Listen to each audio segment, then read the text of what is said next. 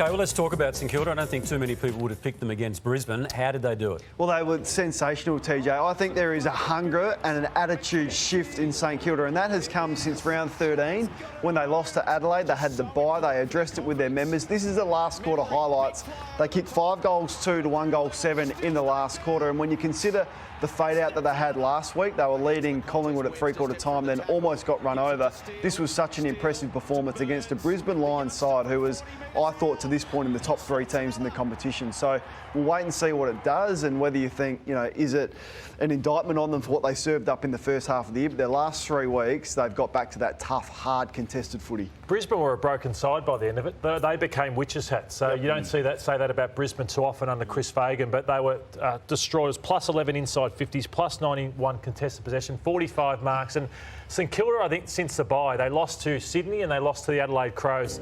They've obviously sorted out their teamwork and their team defence, and 22 points, 61 and 63. A bit like Geelong, they're really hard to get through with creating numbers behind the ball, and it's been brilliant to see for the Saints, Browning. Well, you talk about Geelong and you talk about Lever and May. Now, there's some unheralded players at St Kilda in young Highmore and also Wilkie. Now, they play on players but then also get off them. And Wilkie played on Rewald a couple of weeks ago, did a really good job. Let's have a look at some of their work last night at half-back. And this is playing on someone taking intercept mark. He took 6 of these last week. Have a look at this. This is when he's got his man, he knows where his man is, and he reacts as quick as possible. He's got 5 metres there. Now he makes a decision, do I go up because his man stayed down? Got to take the mark. Takes the mark. That is brilliant work. This time he's loose, so he realises the danger is around the back. So he gets around the back, nice and calm, gets it off.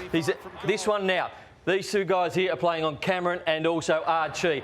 He senses the danger, comes across, flies again. This is how good Highmore's going. Got very confidence about what he's doing. And then one-on-one. So he does the whole job. Wilkie. Let's talk about Wilkie. Now, there's no poorer place for a defender to be when the ball bounces right here. Now, he is panicking right now, but he doesn't panic.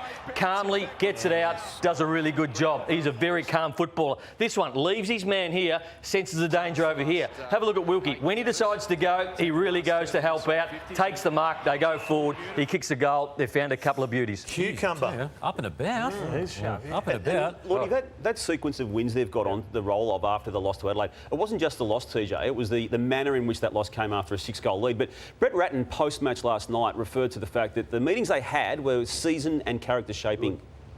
After the Adelaide loss, and we were doing some things before that anyway, but it probably just allows you to reset and take a breath and come back and really work out what we want to be as a football team, and knowing that there was sort of 8 or 9 games left in the season and how's it going to shape for us. So I think against the quality opposition that Brisbane are, and I think it was our best performance so far this year. Ooh, good. Okay, so now we're seriously talking about St Kilda as contenders for a spot in the September action. So let's take a look at their run home now. Is this more a case, guys, of more probable than possible, or vice versa? I'd say probable. Yeah. Also, yeah. I look at that and think they can genuinely win 4 of them. And that gets them to 12 wins. But their percentage at the moment, so they're going to have to win by some pretty big margins to get that percentage up. Percentage might be the thing that keeps St Kilda out of the finals. Yep, I'm with you. And I think that the way they've played the last 3 weeks, that football will take them there, TJ. And I think, I look at the West Coast Eagles, it might be a season-defining game there. It's at Optus Stadium, but it may well be what they're vying for, our final spot with that game. I mean, we're getting into sort of dangerous territory here in terms of going through the different scenarios, but who drops out?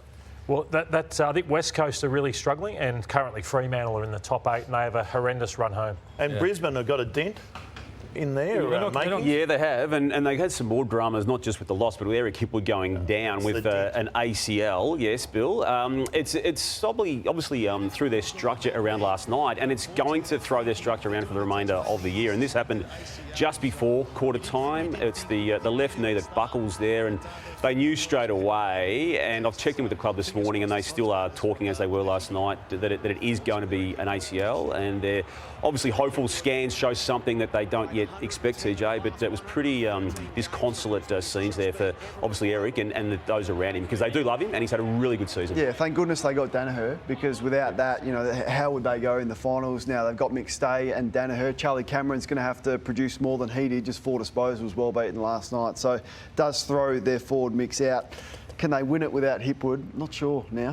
Well, makes it hard. Rayner as well. I mean, people at the start of the year, I think, realised how significant that injury was, the season ending for him before it even started. So 2 key players in that forward line dynamic.